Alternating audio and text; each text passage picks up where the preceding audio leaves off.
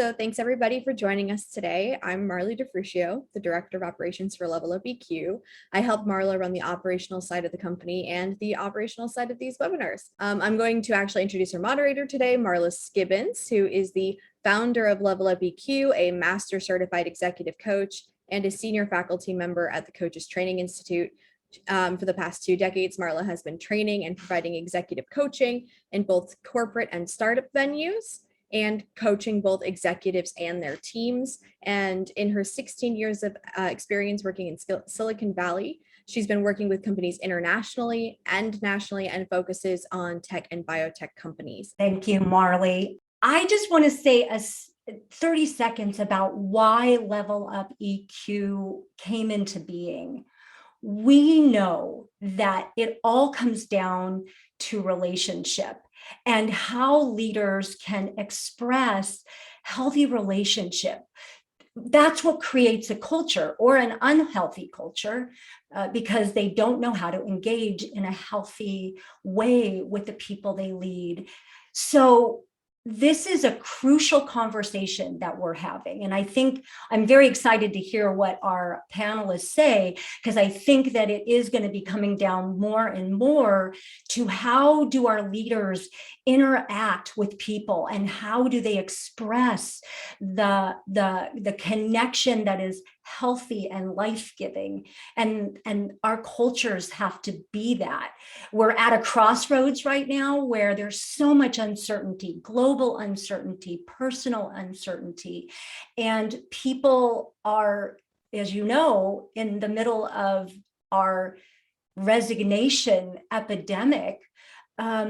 They're questioning, is this a place I want to be? It adds more stress. Does this organization have me feel held and loved into my next greatest expression of my leadership? Or do I feel stressed, uncomfortable, uncared for? And so I think culture is really how an organization is with their people. I'm sure there are other definitions, but this is going to be, I think, a big piece of what shakes out as we move forward in this world. So thank you for letting us be here and be a part of the conversation. With that, I want to turn it over to our panelists. They will each introduce themselves and say a little bit about who they are and what they do, and then we're going to jump into the questions. So, Kat, why don't you start? Sure thing. Some construction started right outside my window, right as we started. So just sorry if there's a bunch of noise. Kat Steinmetz, great to meet everybody. I am the Global Head of Talent Success at Box. I was an early employee at Stitch Fix before this and was also the head of HR at Burning Man for 10 years before this as well. I've known Marla for a while. She was my original and first instructor at CTI when I was getting my coach training. So always excited to be involved in anything that Level Up EQ is doing and to be here to talk about culture, one of my favorite things to talk about.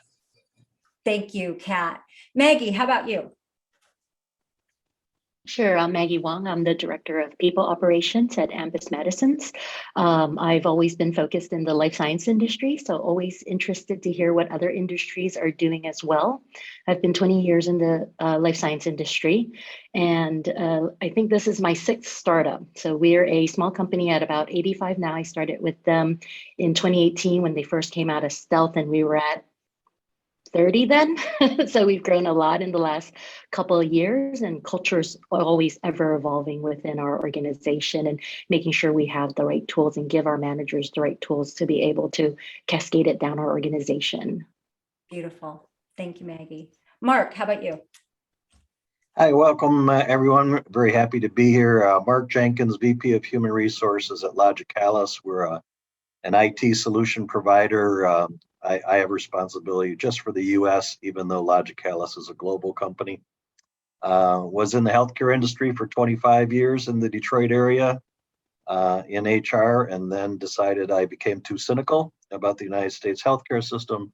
And so I left and have spent the last 19 years in the IT industry. So I started at the end of the IT boom, and then went through the incredible acquisition phase. We had 12 acquisitions in about 7 years. and now we're kind of leveling out. We had an interesting thing happen when COVID hit. We had a new CEO in our entity in US and a new CEO globally. And so I can speak a little bit about what that change has meant to the culture at Logicalis. Great. Thank you very much. And Kate. Hi, everyone. I'm Kate Berardo, and I'm the VP of Leadership Development at Facebook. We'll be there. It'll be 5 years this month, actually, since I joined Facebook. And prior to that, I ran an executive development firm. Marla and I go way back. I know very easily. COVID has made it hard for me to usually remember timeframes, but I remember meeting Marla very vividly because I had Maddie, my now 7-year-old, and she was weeks old when I went through the same program as you're talking about, Kat, the CTI training, and Marla was my coach. So in the same boat of always being here for these kinds of conversations about culture and also to support Marla in her great work. Wow. Thank you all for being advocates for culture. And I know that you're busy, and I just can't tell you enough how touched I am personally that you're each willing to give of yourself to the folks that are here and to the people that will listen. So let's jump in. So, and again, I'm not going to call on people. You each get to just jump in, and you might step on somebody. That's fine. Everybody will get to talk. In your opinion, why do you think culture matters in your organization? I'd love to hear from each of you. And I will call on you if you don't jump in. I can jump in. So Maggie. I can say that at our organization, we define culture as a set of values, mindsets, and behaviors that we reward our people with. And so our people really do live our values, and that helps to define our culture. And so it is in our interview process, it is in our performance management, it is in our rewards and recognition. And so it helps our people understand also what to expect and what they're coming into as we're recruiting people within the organization. Awesome. Yeah, I mean, I'll build on that. I loved the frame you offered too, Marla, of like our cultures need to be life-giving spaces. We all spend so much time at work, and what we do, like the actual work may vary somewhat, but I think what has the greatest variance is sort of the climate, the way in which we engage with others as we go about that work, and what's the larger environment we create that creates the best container for people to feel good, be seen, be heard, be happy. All of those things come down to me to culture, which is something nobody owns, is always changing, and is collectively being shaped at any given moment. So I think it's just a really critical part. It's like the oil in the system. You can have all the machinery, but if you don't have the oil that is a healthy culture, things won't flow. That's great. Great way to say it. Great metaphor.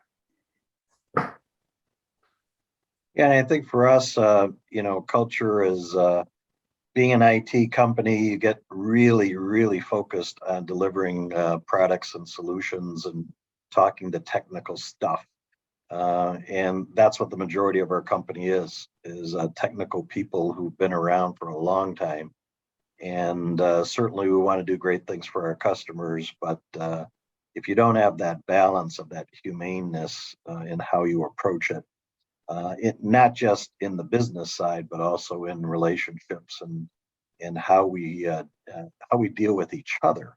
There was a period of time in Logicalis's time frame where it was pretty toxic, just talking to each other. I mean, it really wasn't talking to each other. We were yelling at each other, and we were being very disrespectful and very arrogant and very pompous. And fortunately, that era ended, and we're at a nicer place in terms of relationships where people are very respectful. But we also want to execute. We want to execute at a very high level, and so why not have some fun but also be decent human beings while you're being successful. Love that. I have follow-on questions, but I'm going to finish this one. So You. oh, right? I know. Okay. Yeah, I mean, I can build on what everyone said, which is all really good stuff, nodding my head with everything. But I think as Maggie kind of started with, it's the behaviors, how we behave with each other. And I think it's the written and the unwritten, right? So I think it's all that unwritten that is always the thing that is nebulous and interesting. And so I think the more intention you have to always be examining yourself, examining your culture, being in the transparency and openness of let's talk about and acknowledge what's actually happening. Almost, Mark, what you were saying was before, right? And now you're going to this other way. That probably didn't happen by mistake, right? It's because you decided to actually do something about it. So I think it's the how, right? We have the what of our jobs, and the other 50% is the how. It's that behavior that we have with each other, and it's really like the part that keeps people there. It's the part that attracts people, right? It's not just a job. You could do that job anywhere, right? If culture wasn't a thing. So really, you go to that place or a company or an organization to be in the culture of doing that job. And so I think it's the part that really matters and is meaningful to people beyond the performance that they have or the job that they do. Yeah.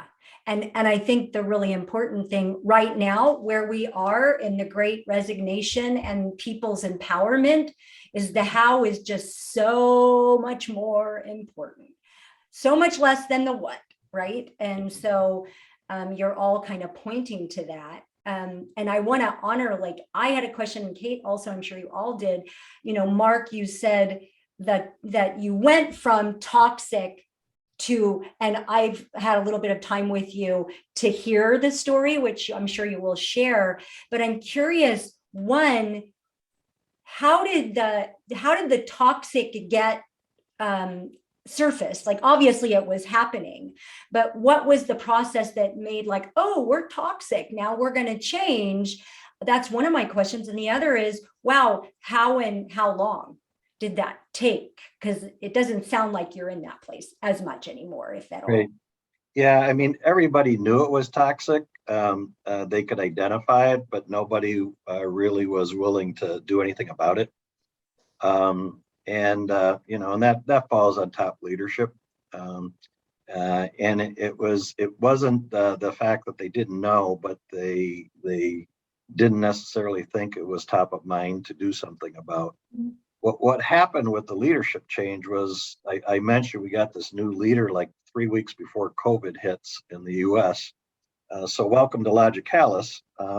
And his boss in the UK, exact same thing. They both started on the same day in their new roles, with one reporting to the other, just one's US specific and the other one global. Interestingly enough, they both have a very similar type of persona, and they're very warm, engaging, personal people, and they get in touch with people at the heart. And we've all seen that.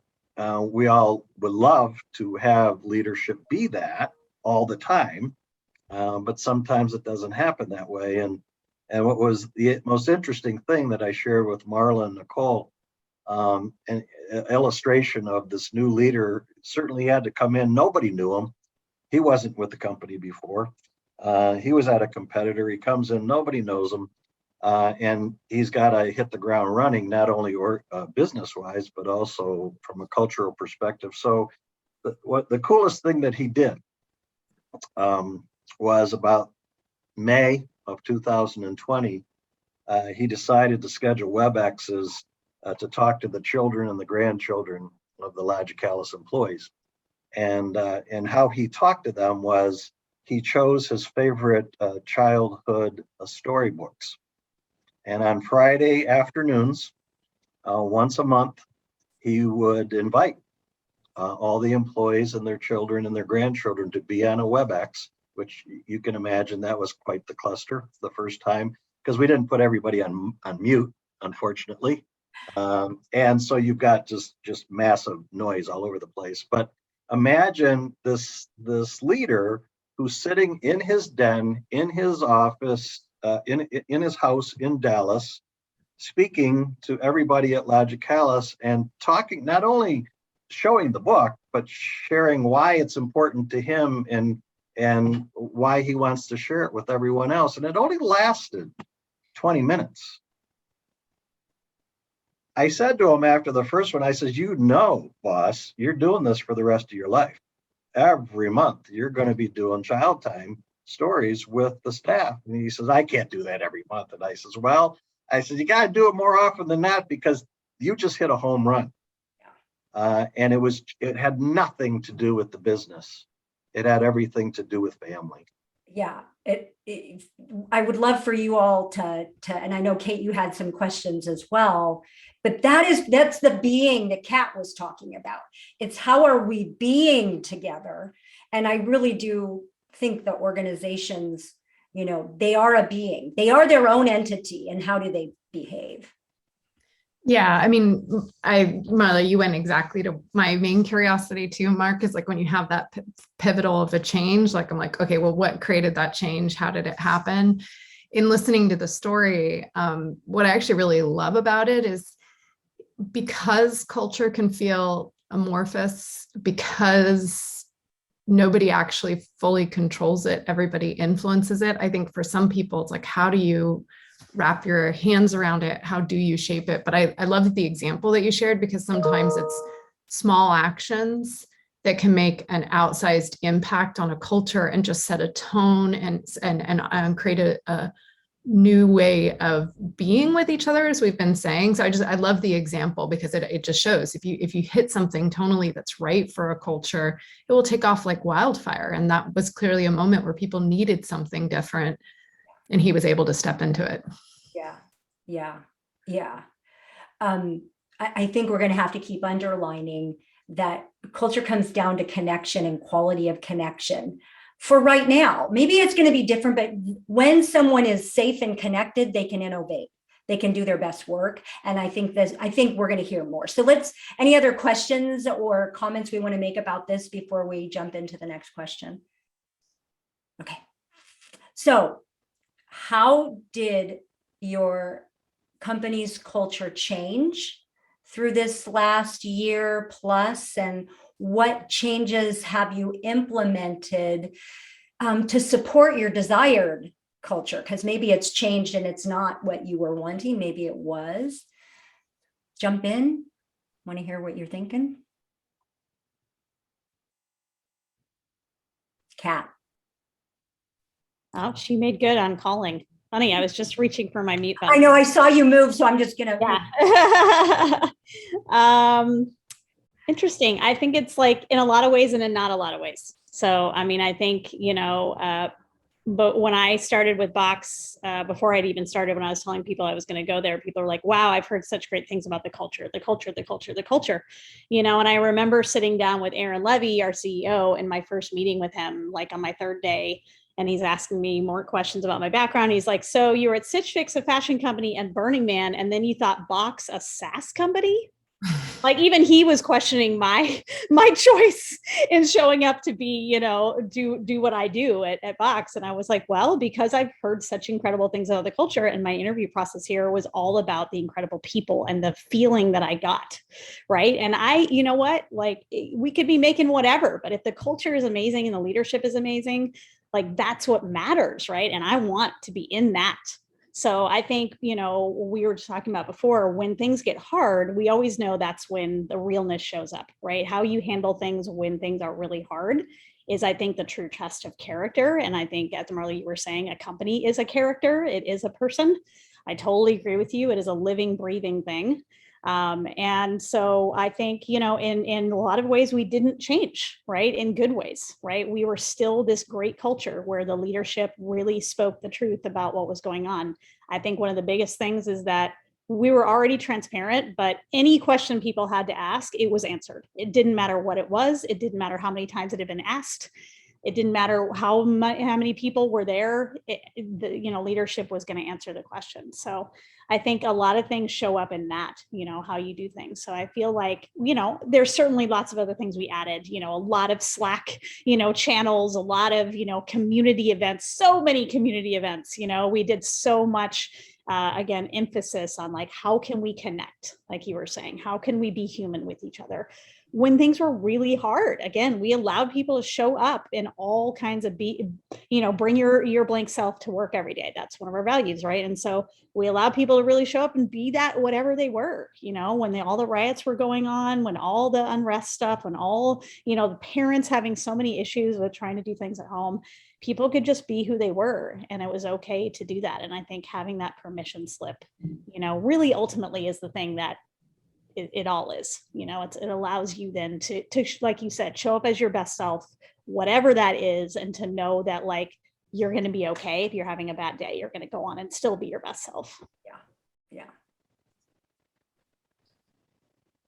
Anyone want to riff on that?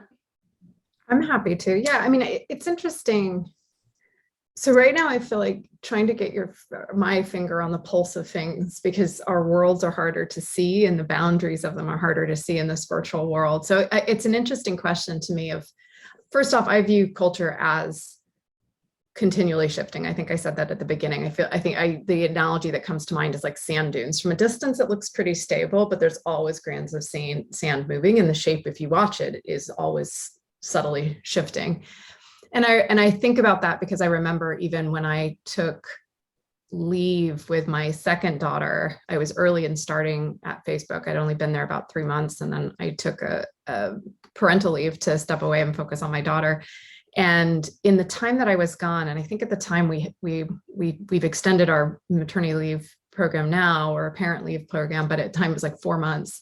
And I remember coming back and just being like, wow, the culture's changed, like, and small things like, prior to, even though we had multiple buildings, people would travel to the buildings to be in the same room. But in the 4 months that I was gone, the protocols had shifted and people just were VCing and staying in their same building. And I was like, oh, fascinating, right? Like that was just a change that had happened in the course of 4 months, that maybe the distance to the buildings, et cetera, changed those dynamics.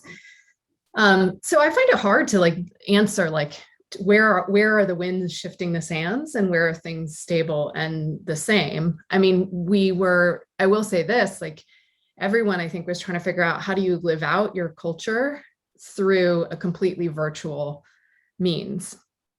And that was a big learning experiment, which meant, I love what you were talking about, Mark, with the boss. It's like, I do remember those early Zoom meetings where everybody was trying to figure this out. It's like a dinner party with 20 people, but usually like not all people just sit around and have one conversation, like a table of 20, like you break off and I'm like, oh, this is awkward. And like people hadn't figured out mute and unmute and protocols. So, it's very much a learning journey. But I would say for us, what was interesting is I remember reading early as COVID broke out that companies who had transparency and like care built into their system were set up well. And I remember being just really grateful, like be open is one of our core values.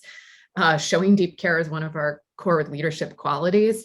And so some of it was just figuring out new ways of demonstrating those things in service of making people connected, right? So that might mean everything from like, we did some product innovations where people could get these little pings that would help them learn different things about each other that you might normally get to learn when you're in the hallway or something like that. So we were trying to figure out like what's missing that we used to have the ability to use to form connection, and what are new ways that we can kind of establish those. We also, I would say, we learned what are the artifacts. So in cultures, there's some elements like physical elements that carry more meaning. And in Facebook's culture, we have these posters that are like, move fast or be bold. They are our core values, but we also pride ourselves on having these workspaces where everybody can put their fingerprints. So there's chalkboards and people can write messages and things like that. And so some of those artifacts were like, well, let's ship people Zoom backgrounds to like it feel like we're back in the office, because that seems to have some material value. And we heard from like people who joined us that they really wanted a badge, even though they weren't going in to use that badge, but it had this proximate value of like, I don't feel like I'm part of something until I have this badge, because we do talk about, we have like badge posts and things like that. It is a part of our culture. So I think that's been a lot of our work, is to figure out what has meaning for people that gives them that sense of community and space? And then how do we find new ways of bringing that to life when we don't have our normal mechanisms to do so? That's great. And it's not even our normal mechanisms. It's like our now mechanisms, because who knows, will there be a normal to like, is that going to be a normal anymore? Mm-hmm. So I want to also, let's bring in we have a poll question that kind of dovetails with the, how did your culture change? So Marley, what did you get from the listeners?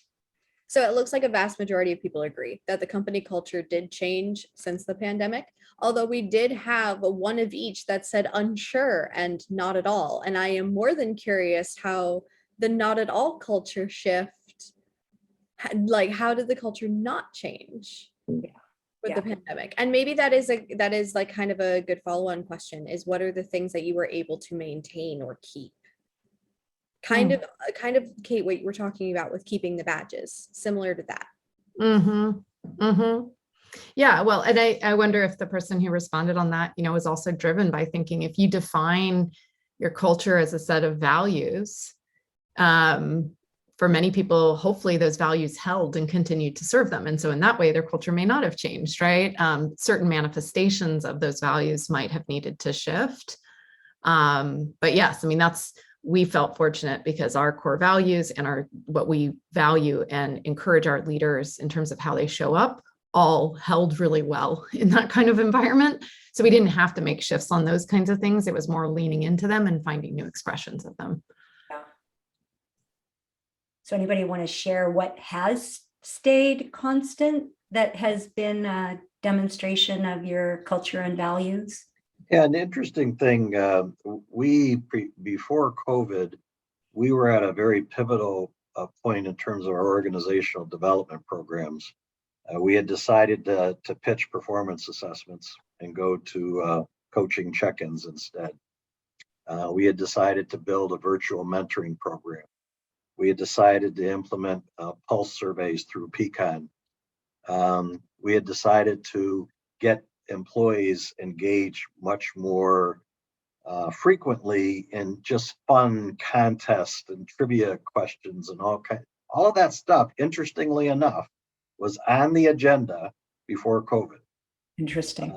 And it was a stroke of luck. Bad, I'm not saying COVID is great and we can't take it, no, but it was like, oh my God. So we have the situation where we can focus, we are with each one of these programs, we're focusing on individual development. We're focusing on the individual. We're focusing on your wellness, whether it be organizationally or personally.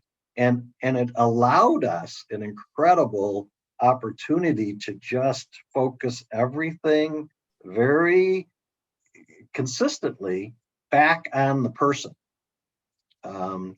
And it resonated with people. You care about me, and you care about my career, and you care about me linking up with people who can assist me with my career. You care about my overall wellness, because we, like a lot of companies, were focused on the physical wellness for so long, and we had broadened it to be a comprehensive wellness, and it's social, it's emotional, it's physical, it's everything.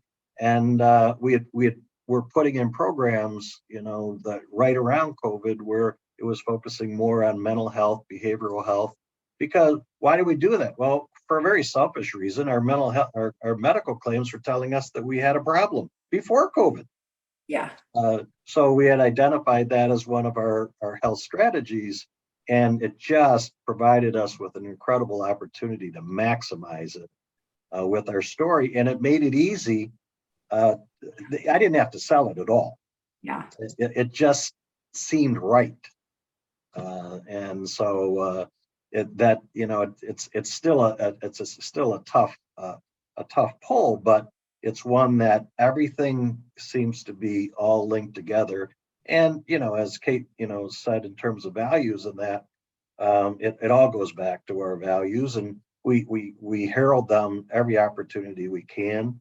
And with our quarterly all hands calls and that, and in other places as well. And we used to put quotas You'd have one person getting recognized for each one of the 5 values. We took the quotas away. We said, no, if we've got 7 for this value, then we're going to recognize all 7, damn it.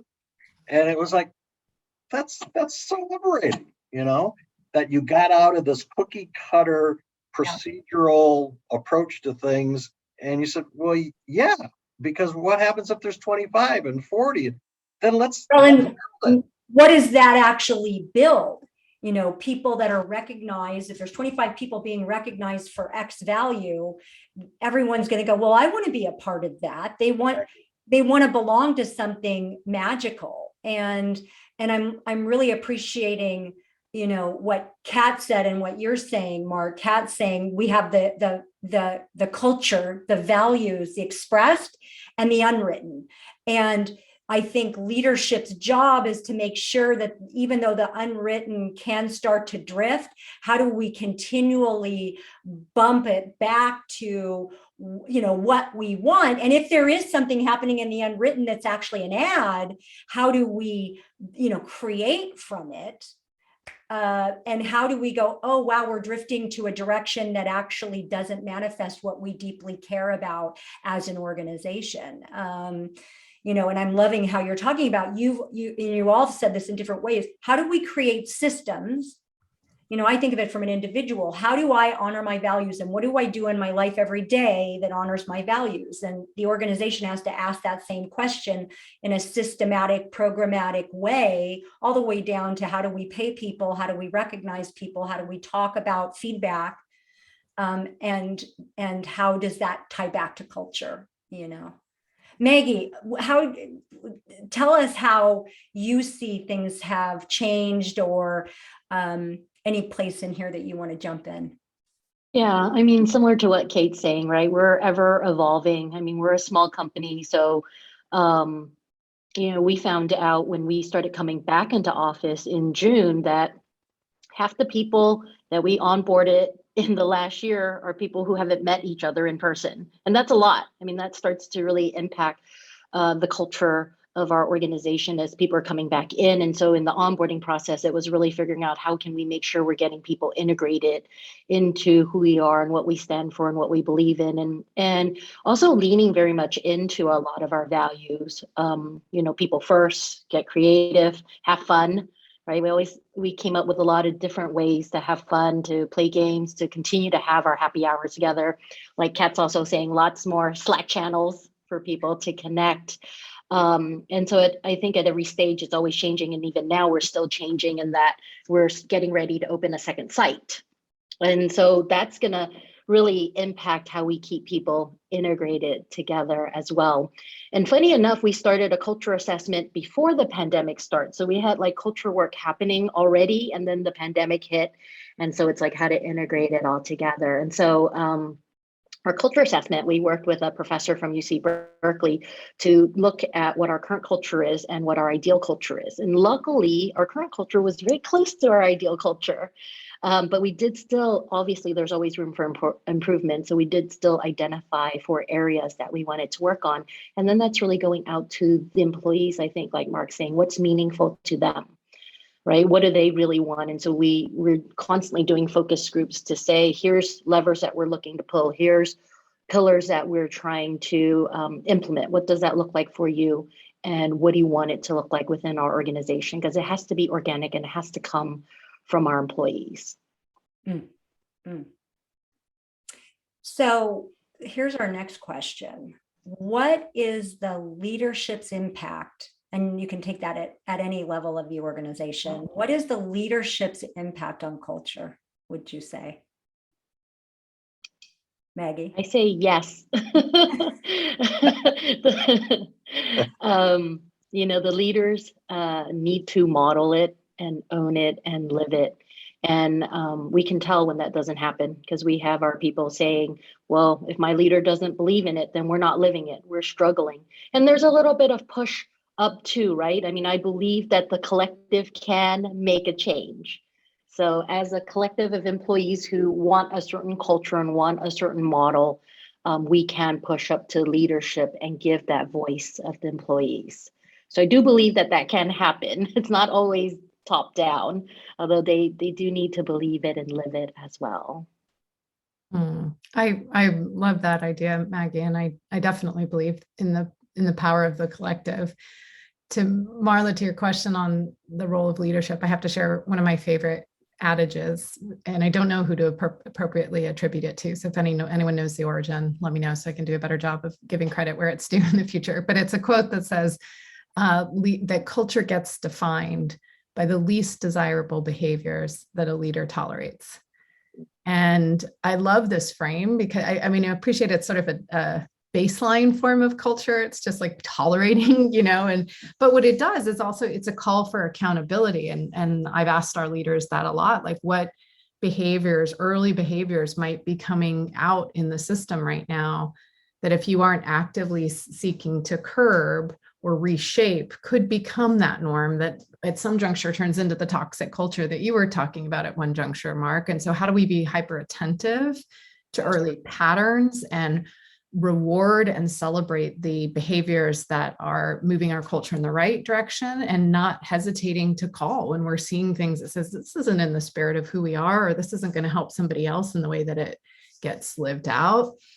So I like that frame because I think at any moment we can all be asking ourselves, what's some little behavior that I'm tolerating right now that I probably shouldn't be, and I need to be going and having a conversation, talking to somebody, trying to get underneath what's driving a particular behavior. Yeah. That is such a great call out. And I would also add that I have been a successful proponent of execution over my entire career, yet I haven't necessarily been a part of it in much of my career. And with the new leadership, that's all that he is about, and that's all that he has in his leadership team, is to be able to execute, and not just execute, but execute at a very high level, and no ifs, no ands, no buts, but not in a heavy-handed dictatorial way at all. It's exactly the opposite, and it's just dealing with what you have and going for it, having confidence, knowing you got the support of a team behind you, and you're going to be successful. And for the first time since I've been in this company for 19 years, when somebody said, well, I don't know if we can meet that budget target, he said for the first time, and has said many, many times after that, no, we hit all budget targets. We exceed budget targets. The minimum is to meet it. And tongue in cheek, I'm thinking, yeah, okay, fine. Well, we had the greatest year in the history of Logicalis this past year, in every imaginable way, even though we had parts of our business that suffered greatly because of COVID. Being an IT solutions company, we had huge amount of increases relative to infrastructure. Okay, nobody was prepared for this relative to going virtual, right? So we saw increases, and so you're thinking you're going to see everything else go down. And no, it went down, but it didn't go down as far as it could have gone down, and then it's recovered, and it tells a story to the workforce. This place it's stable for me. I can feel more comfortable here when I know that we're actually hitting our financial targets, and it's more secure.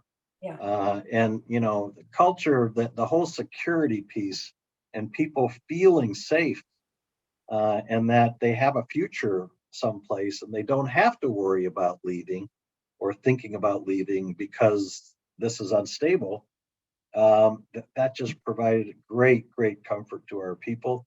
And it all goes back to just executing, and that's obviously it's not that easy to execute, but to have a focus on it, that just makes a huge difference in everybody's mind, and they rally around it. And guess what? Great things happen. Well, whether you believe you can or you believe you can't, Yep. You're right. And your mindset as a leader makes a difference to everybody else, because if you believe it, they're going to go, okay, I guess we're going to do it. So let's, I want to jump in with another poll question and then ask our final question. I think we have one that'll tee us up. What was that poll question and answer, Marley? So one of the questions that we actually had on here was whether or not on a scale of 1 to 10, how likely you would be to recommend your organization to like friends and colleagues and everyone else based on the culture.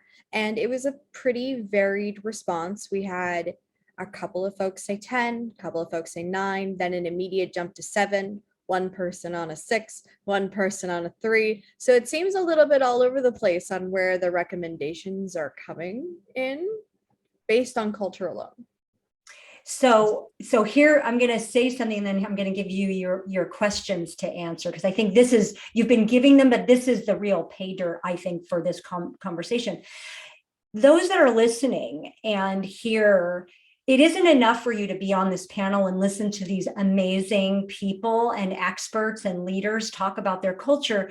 You own your culture and you have to make a change, both individually and systematically. And so what the question is tips for you all to take away. You have to change. You have to take a tip. If you want to make a change and you're not sure if you'd recommend your culture, how will you change it? Because at the end of the day, you are your own culture champion and you have to be willing to change. So panelists, what practical tips and ideas do you want to share, like your favorite tip or trick to help build culture in this remote hybrid environment?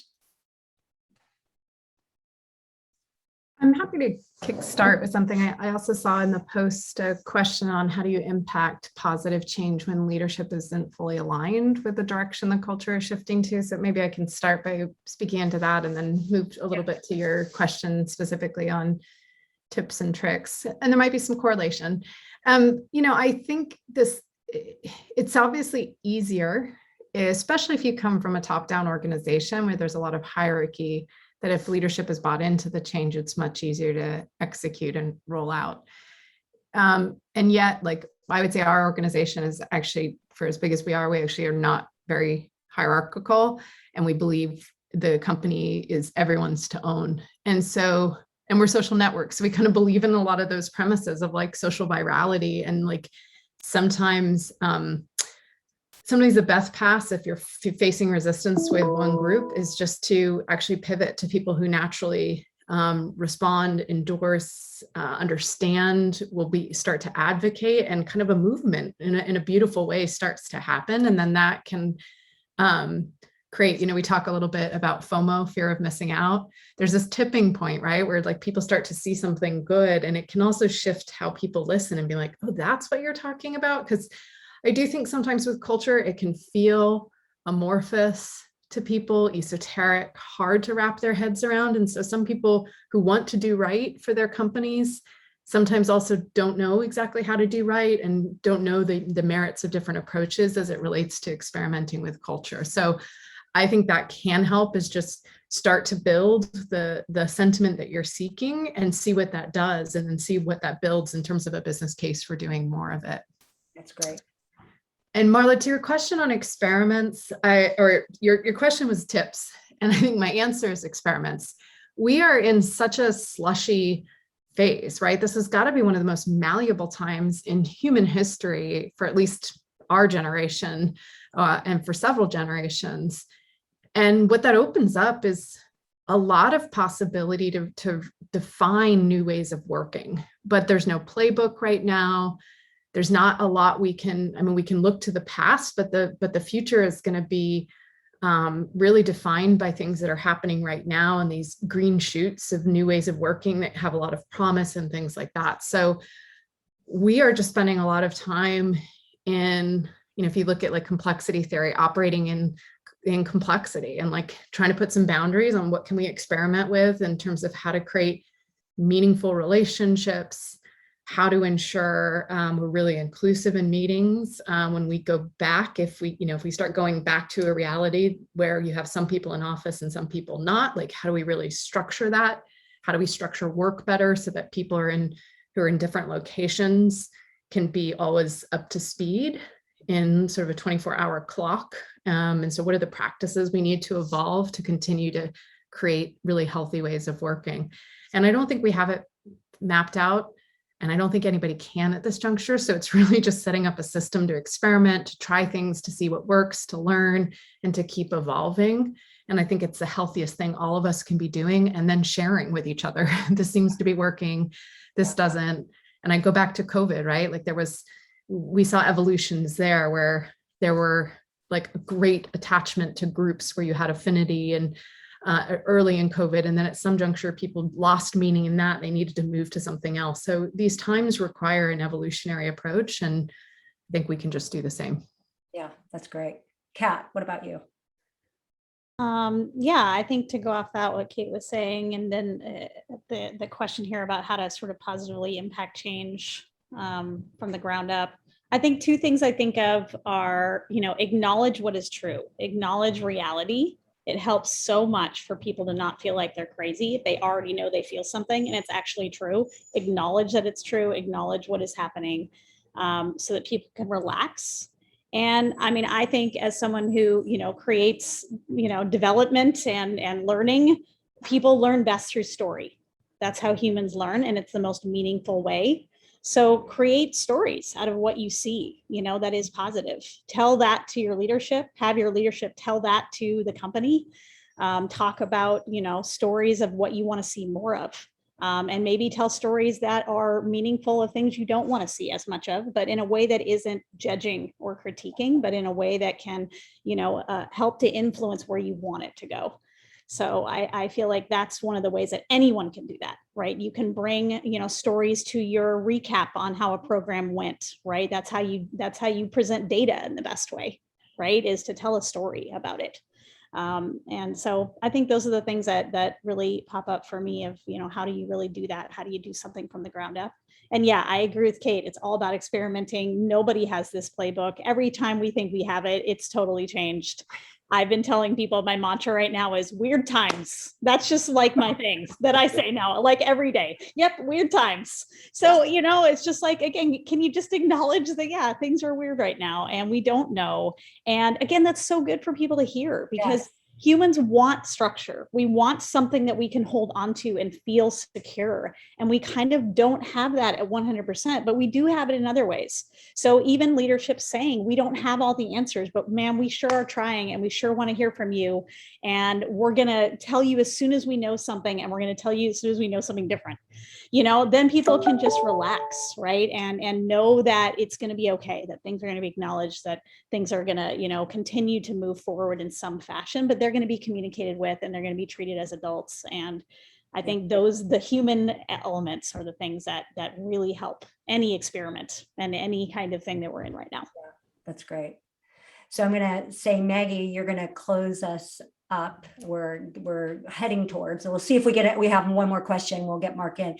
Would you give us tips and tricks that you are using? So I agree with what everyone has said, and I really resonate with what Kat is saying about telling stories. So one of the things that we've opened up to our employees is tell us your culture story.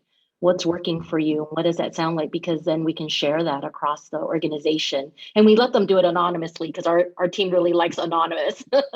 So we're like, it's fine, just tell us anonymous. We just want to hear your stories. And so we're putting that out there. And so I agree with experimentation and acknowledging to our employees that we're in an experimentation phase, and some things will work and some things aren't going to work. And that's okay. And we'll make the shift and we'll make the change when we need to. So I think it's putting it in the hands of the employees, like some of the levers that we're trying to pull to impact our culture. We're pulling the employees together and we're letting them figure out, what do you want to pull? How do you want to do it? What's it going to look like? And then let people from each of those groups be the culture champion for their group. Right. So then you can get the voice from all the groups as well. So having it grow organically from our employees, and that they're not looking at HR like, you own culture. No, we don't own culture. We all own culture. Yeah. Our whole organization owns culture. So really putting it in their hands. That's so great. That's so great. And Mark, what are your tips and tricks that you would? Well, I don't want to reveal any of my tricks, but the one tip in listening to everyone and reflecting upon what we've done, and I said it earlier in terms of going from a very singular focus in terms of a strategy to where we've tried to maximize communication in the company. And on one hand, you may just say, well, oh, that's simple.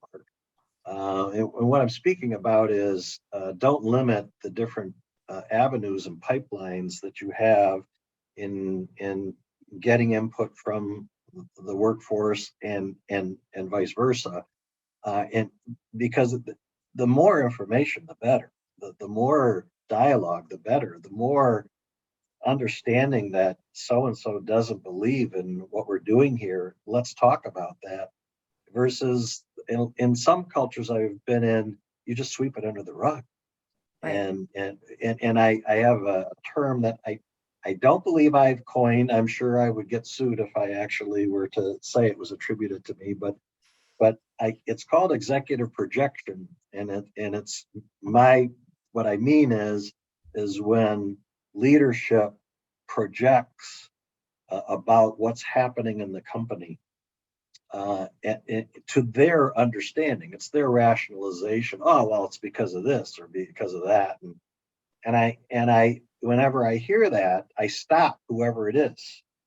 And I just says, don't go there. Trust what people are saying. Why would people say something to you that they don't believe? Yeah. That's not rational that they would. Yeah, there's people that, do things like, okay, what, 0.1% of the population? Yeah, come on. When people talk, when they say something, they're coming from a place of, whether it's their heart, their mind, doesn't really matter. They're coming from their place. Respect it. Right. And take it for what it's worth. It doesn't mean you're necessarily going to do everything that they say, but trust that it's real.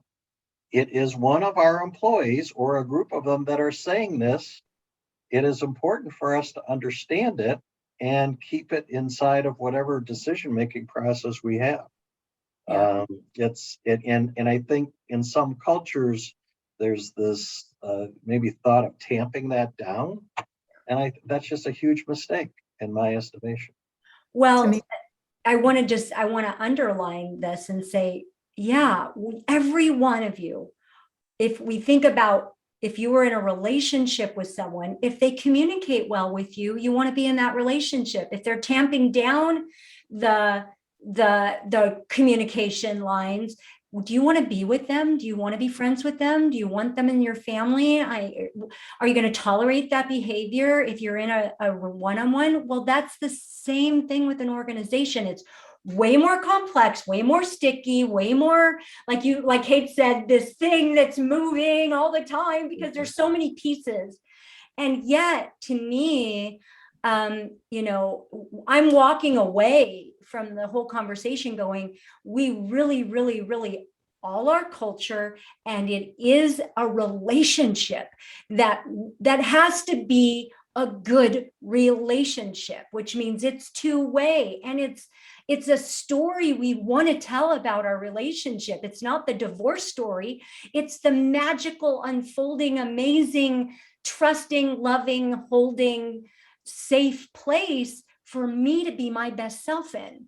And I mean, you've all said it in different ways, and yet that's really what you're all kind of pointing at. And I just really appreciate for everyone that's going to get to hear your wisdom from your on the ground, boots on the ground ideas to your more kind of not lofty, but very large thinking. You've given such a gift to everyone that gets to listen to this. And so thank you for that. And I want to just say to the folks on the call, know that we're committed to you being the next best version. And part of what I want to offer you is, yes, will be a recording for you to share with other people in your organization. So please stay tuned to getting an email with a link.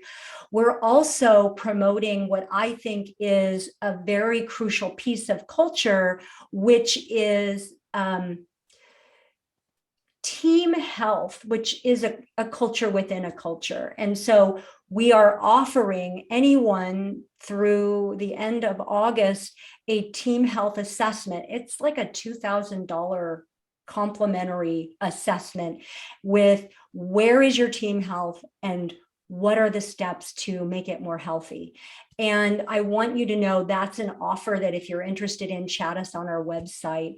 Know that there is lots of free content there also to help you have a better relationship as a leader individually, as an organization and a cultural entity. We're committed to that. And I want to say thank you so much, Mark, Maggie, Kat, and Kate.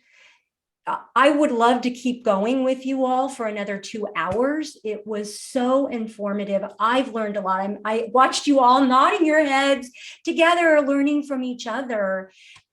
You are inspirational, aspirational, and really a demonstration of what culture is, which is being of service to others, really. At the end of the day, that's what we need to be as leaders. And so thank you for modeling, each of you in your own particular brand, being of service to others. I'm grateful for each of you and what you've shared. So thank you for that. So folks on the line, please be your own culture champion. Go out and be a great leader who connects with people. And each one of you have said how we are in this change. Name what's working, name what's not working. Be open and transparent. People need that right now. They need to know they have somebody that they can trust and be real with, because life is very stressful. And if you're adding to stress, they're not going to stay in your organization. If you are a place where you help relieve stress, people will want to crawl over coals to be with you. So be that leader. Go be that leader that people want to be with. So Marla, it was a pleasure. Yeah, thanks, Yeah. Marla. I Thank wanted you to all. just do a quick shout out to Mark. I feel like, Mark, you are doing the work, man. You had a great story today, and you should be celebrated for the work you have done there. You have really taken that place, I think, from a transactional company to a transformational, inspiring company. And that is just something to be celebrated. Well said. all right. Bye for now, y'alls. Take good care. Bye. Bye.